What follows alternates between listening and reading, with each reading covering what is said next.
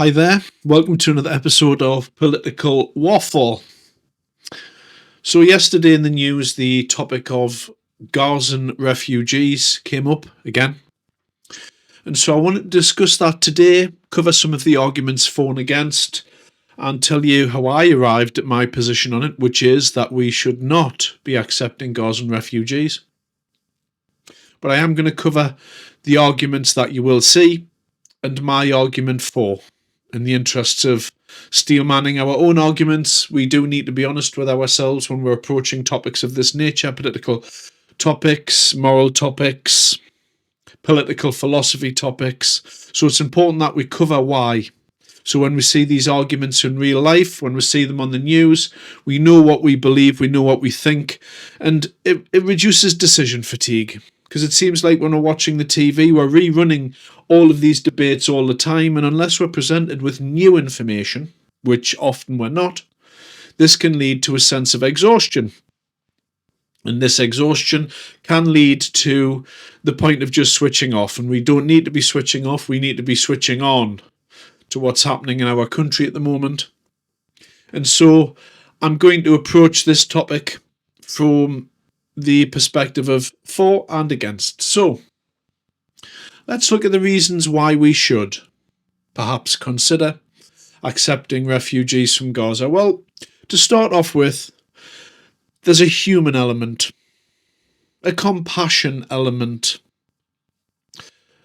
Of course, nobody likes to see children dying. Nobody likes to see women dying. Nobody likes to see grown men dying. Blood on the streets, whole towns converted to rubble. These are a horrific hellscape of the way that humanity butchers itself. This is terrible. This is horrific. Of course it is. Nobody likes to see suffering on a grand scale when you're talking about tens of thousands of people. And so for that reason, the instinctive human reaction is to go, I'll help, because that's what makes us human. In addition, we shouldn't forget that as a country, we have previously taken in a lot of migrants. Now, I'm going to cover other arguments later, but particularly since the Second World War, we've been taking in migrants, and we have a good record for doing that, for doing our bit for the world. Also, it needs to be borne in mind that we do refer to people using the term refugees, and we shouldn't seek to dehumanise those people. After all, if I lived there, I'm sure I may want to escape to a much better country where I could live out my life in peace. And these arguments are obvious, they're upfront, and in a way it's used on us, that compassion argument, it's used because we all feel compassion, most of us anyway. You know, there are some people in societies everywhere that don't feel emotion or perhaps take glee and happiness from seeing human suffering. I'm certainly not one of those people. I'm sure you're not either. And so the instinctive human reaction to want to help is large, because that's right. It's right that that reaction is there. It means that you're on the right path as a human being. And this all sounds tickety-boo and sounds excellent. So why do I believe we shouldn't? Well, one of the topics that we need to analyse is neighbouring countries to Palestine. First of all, let's go closer to home. Those people that really do understand what's happening in Palestine, because after all, we don't really understand what's going on there. We can see the news. But when something is happening close to somebody's home, people have an ingrained sense of what that is. They are closer to what it is. It's a little bit like the Troubles in Northern Ireland. You could be taught the history of the Troubles in Northern Ireland, but unless you lived in England or Northern Ireland or the UK as a whole, you didn't really understand it. Because when you're near to something like that, there's a visceral nature of it. You feel it in your bones. And so that part of the world those people that have a far more greater and more complex and deeper understanding of what's going on, people like Jordan and Egypt, they have categorically said, we do not want to accept any migrants from there. We do not want any Palestinians or more Palestinians in our country. So that's something to think about. Another time where this has been tried by a European nation, of course, is Denmark. Denmark took in some Palestinians, and it was proved statistically afterwards that the Palestinians were hugely overly represented in crime, welfare, and they took a significant amount of time, if ever, to integrate. In many cases, it didn't happen. And so that is an experiment Denmark has taught us, that when this has been tried, it didn't work. Now, on the security aspect, it needs to be borne in mind that in survey after survey, approximately half the adult population of Gaza supports Hamas. Now, Hamas is a terrorist organisation. They kill, murder and maim people. I'm not quite happy about doing that. And if half of Gazans support Hamas, which is a prescribed terrorist group in most Western countries, then it's relatively obvious to say that if you bring in, say, 20 Gazans into your country, there's quite a fair bet that up to half have very, very strong radical beliefs, and those people may believe in the thoughts and actions of a terrorist organisation which is antithetical to Western beliefs and thinking. So that's not going to work out well for any society. We've also taken in our fair share of migrants as of late.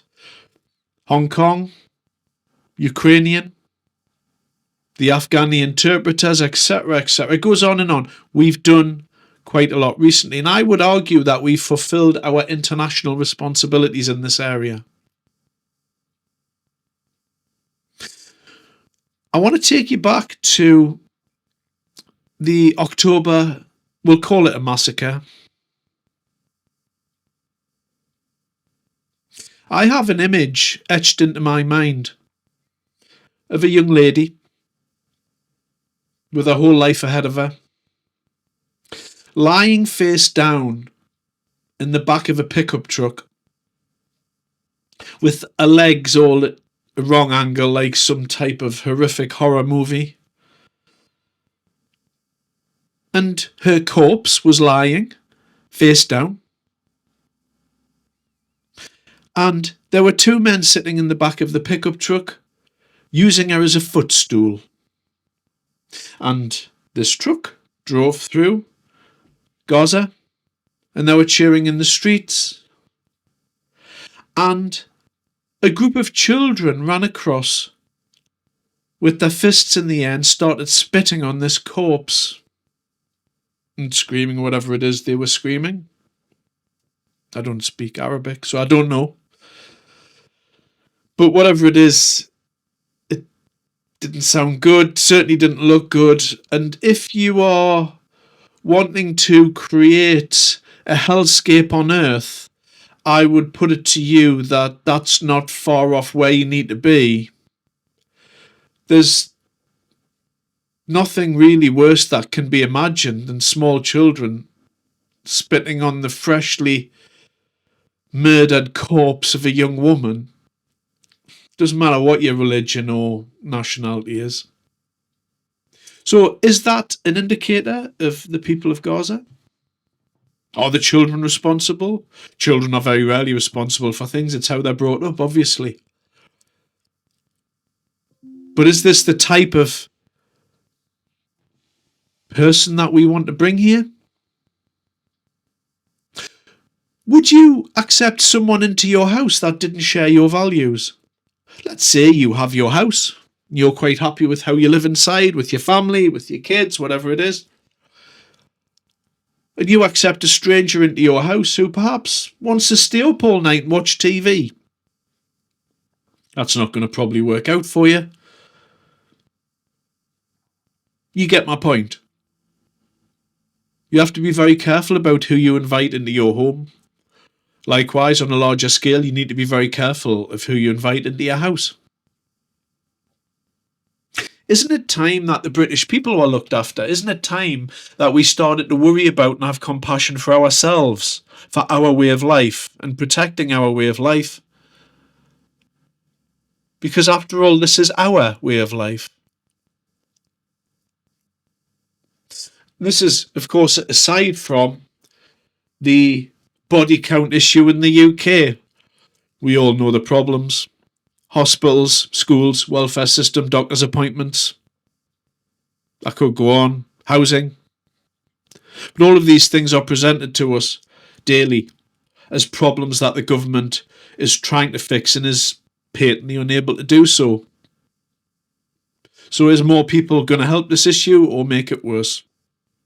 In addition to the fact, of course, that time and time again the British people have voted to lower migration. We voted in Brexit to lower migration. We've voted successive Tory governments in to lower migration. Time and time again we've been promised lower migration. Yet time and time again it goes up every year. Pretty soon we're going to be at 1 million. Everyone knows that. What happens then? 2 million? We really need to get a grip on this hand-wringing and navel-gazing and believing that we can fix the world's problems. There are problems all over the world. What about China? The camps that they have in China where people are mistreated. The Uyghur Muslims, for instance. I hear very little about that on TV. The media doesn't want to focus on that. There's these problems all over the world. And in fact, here's a sobering thought where we're talking about death, destruction and carnage. I'm sorry to have to bring this up. There are babies dying this very second everywhere on the world. Dying of thirst, dying of hunger, dying of bombs, dying of bullets. It's not just happening in Gaza, it's everywhere. The question is, are we really that arrogant to believe that we can solve the world's problems? Are we that arrogant? Have we not intervened enough in foreign countries and made a complete mess? Places like Iraq, Syria, Afghanistan. We are a tiny country on the northern coast of Europe. We've taken in a lot of people. Is it our duty to take in more? We can't solve the world's problems. It's one of the issues to do with foreign aid that often crops up. With foreign aid, it feels good. We feel like we're doing good. So we feel like if we send a few billion over here, a few billion over there, that's going to help people. When really, what foreign aid is taking money from poor people in one country and giving it to rich people in another country. Foreign aid never helps countries. It's a band-aid, quite literally. It's a plaster on the real truth. If those countries need to get better, then we need to leave them to get better. When somebody's receiving help, they don't get better on their own. They just accept the help and go on for as long as they can. These places need to sort their own problems out. It's not up to us to solve the world's problems. It's not our responsibility, and it never has been.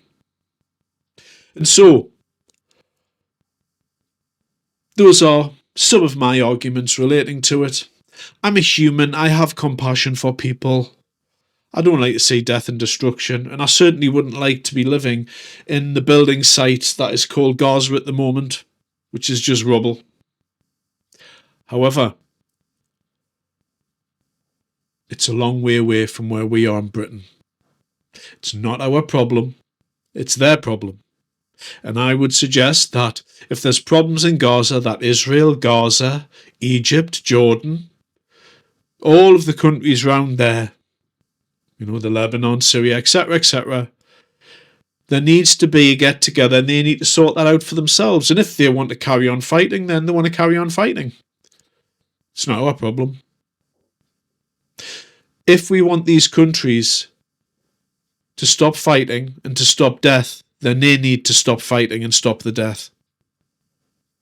We have enough problems going on in this country at the moment.